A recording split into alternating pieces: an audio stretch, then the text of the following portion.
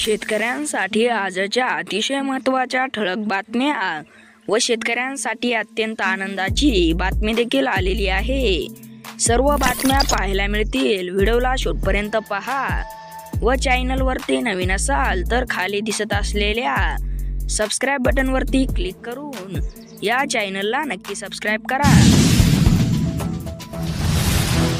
पहिलीच मोठी बातमी, शेतकऱ्यांना सरसकट कर्जमाफी द्या अन्यथा आंदोलन, काँग्रेसचा इशारा। शेतकऱ्यांनो, विहिरींचे बांधकाम पूर्ण करा आणि अनुदान घ्या। तांत्रिक मान्यता मिळाली, विहीर बांधकामानंतर शेतकऱ्यांच्या खात्यात अनुदान जमा होणार। आवाज फक्त शिवरायांचा, चौरंग्याचे महिमा मंडन खपवून घेणार नाही, मुख्यमंत्री। परभणीत 12,000 बोगस पीक विमा अर्ज रद्द। खरीप 2024 मध्ये दाखल पीक विमा अर्जाची पीक विमा पोर्टलवर गावनिहाय पडताळणी केल्यानंतर महसूल अभिलेखानुसार पेरणी योग्य भौगोलिक क्षेत्र नसलेल्या गावातून अर्ज दाखल केल्याचे आढळून आले। ऊस उत्पादक शेतकऱ्यांना दिलासा, पण कारखाने कात्रीत। साखर कारखाने ऊस उत्पादक शेतकऱ्यांमध्ये करार वाढवण्याची शक्यता।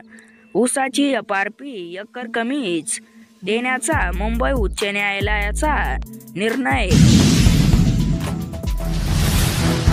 कापसाच्या दरात 200 रुपयापर्यंत सुधारणा। CCIची जास्त दरात कापूस विक्री।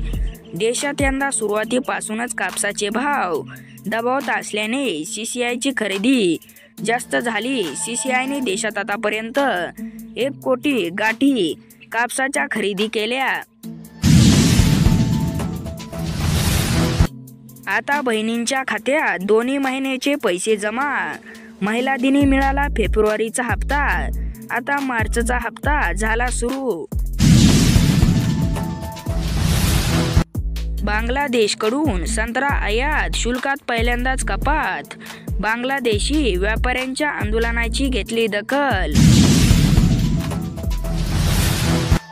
मराठवाड्याला दुष्काळमुक्त करण्यासाठी नांदेडमध्ये ICARची शाखा स्थापन करा, खासदार डॉक्टर गोपछडे। खरीप पीक विमा अपडेट, राज्य सरकारने जार निर्गमित करत पीक विमा कंपन्यांना निधी मंजूर केला असताना अद्याप शेतकऱ्यांचा हिस्सा मिळाला नसल्याची परिस्थिती आहे। 3 दिवसानंतर कांदा लिलाव पूर्ववत। होळीनिमित्त 3 दिवसाच्या विश्रांतीनंतर आशिया खंडातील सर्वात मोठी असलेली लासलगाव कृषी उत्पन्न बाजार समितीत आज कांदा लिलाव पूर्ववत सुरू झाले। लाल कांद्याला सरासरी 1370 तर उन्हाळ कांद्याला सरासरी 1450 रुपये प्रति क्विंटलला भाव मिळाला। हळद दरात किंचित सुधारणा। गेल्या काही दिवसापासून बाजारपेठेत हळदीची आवक मोठ्या प्रमाणात वाढली आहे, त्यामुळे वायदे बाजारात हळदीच्या दरात घट झाली आहे। गेल्या 40 दिवसात प्रति किलोस 20 रुपयाने दर कमी झाले होते, परंतु आता हळदीच्या दरात काही प्रमाणात सुधारणा दिसून येत आहे। राज्यात ढगाळ हवामानाचा अंदाज। दक्षिण कोकणात उष्ण आणि दमट हवामानाचा इशारा।